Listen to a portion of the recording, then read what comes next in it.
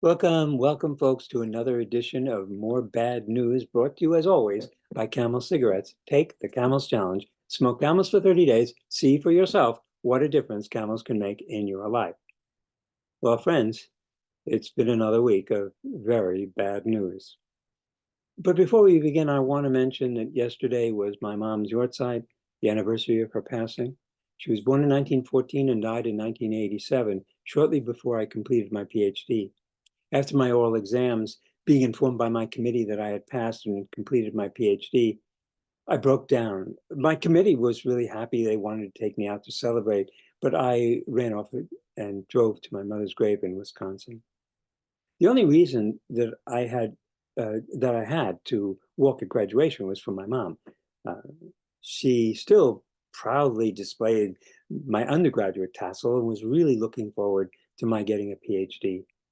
That she died months before that I accomplished that was very painful, and still is. She used to say that all she wanted from her children was that they be happy, and all I ever wanted was to make her happy. So this show is dedicated to my mom. Well, it certainly has been another week of very bad news. In Texas, the second largest wildfires in Texas history forced the Pantex plant, a nuclear facility northeast of Amarillo, Texas, to temporarily close operations on Tuesday and to evacuate non-essential personnel. In addition to warhead surveillance and repair, the plant is currently working on full-scale production of the B612 guided nuclear gravity bomb and the 455 kiloton W88 Alt 370 warhead as part of the broader U.S. nuclear weapons life extension and modernization program. We have learned that less is more when it comes to nukes. We had experimented with 20 megaton bombs, but 450 kilotons is really the sweet spot. By comparison, the bomb we dropped on Nagasaki was 25 kilotons.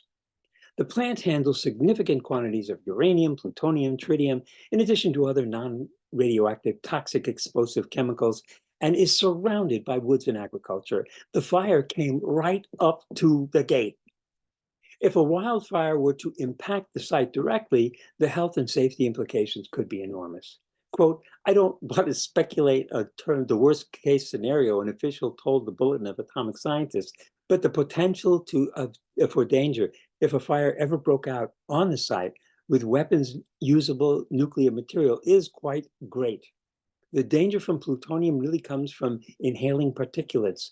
Dylan Spalding, a senior scientist at the Global Security Program at the Union of Concerned Scientists, explained on a podcast in 2023. So if the powder is inhaled, if somehow the powder would disperse through a big fire or some kind of incident, it certainly would pose risks to the surrounding community, unquote. One has to wonder at the priorities, seeing global production of these ultimate weapons of mass destruction take off after years of relatively sane efforts to try to put the genie back in the box. Lassa Fever. Science magazine reported last week on a pandemic of Lassa fever that is raging across West Africa. Lassa fever is a very serious viral disease in which 20% of the cases are fatal. It is spreading across Ghana, Liberia, Sierra Leone, and Nigeria. In other words, places in the world that Americans could care less about. It's not bad news for us, and that's the point these days. Most of the bad news is somewhere else and somebody else. Well, Science Magazine devoted 6 pages of it, which demonstrated just how out of touch they are with the readers of People magazine, which still comes to my door, even though I've never subscribed to it and I don't want it. It just keeps coming. Antarctica. This isn't exactly last week's bad news, but we now have the appalling evidence that Antarctica is experiencing a serious regime change. For the past 30 years, while the Arctic sea ice has been disappearing, Antarctic sea ice has remained rock stable. Those days are over, and it's very bad news for the emperor penguins and for the rest of us as well. Friends, the coming election really doesn't matter. Antarctica matters. Our extinction is inevitable, and it is coming at us like an irresistible tsunami. And finally, on a lighter note, we learned last week that our cat, Ellie, is not a dog.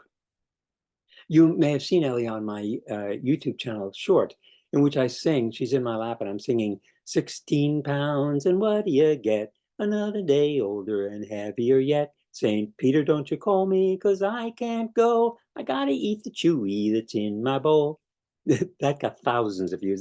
This More Bad News Weekly broadcast gets maybe 100. That got thousands. Okay, so when I really take a deep dive into something serious, it's appreciated. Uh, but in order to put the cats on the diet, we had to get chip feeders. Ellie, by the way, is 18 pounds now, so we really were forced to do something.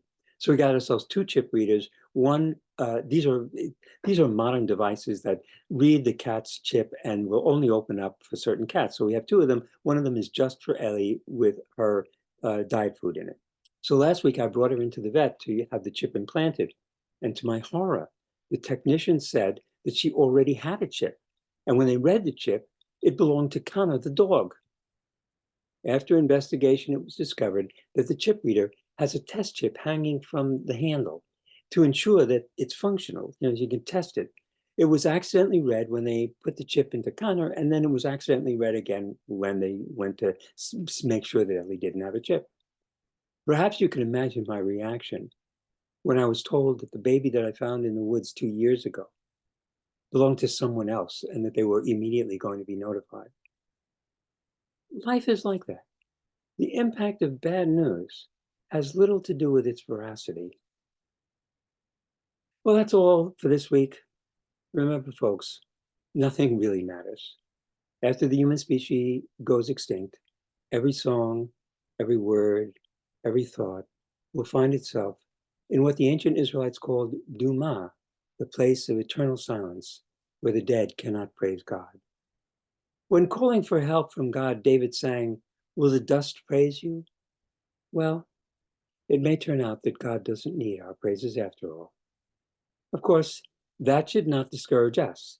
Take the Camel's Challenge today while we still have 30 days left. Stay safe, and God willing, I'll be back next week with more bad news.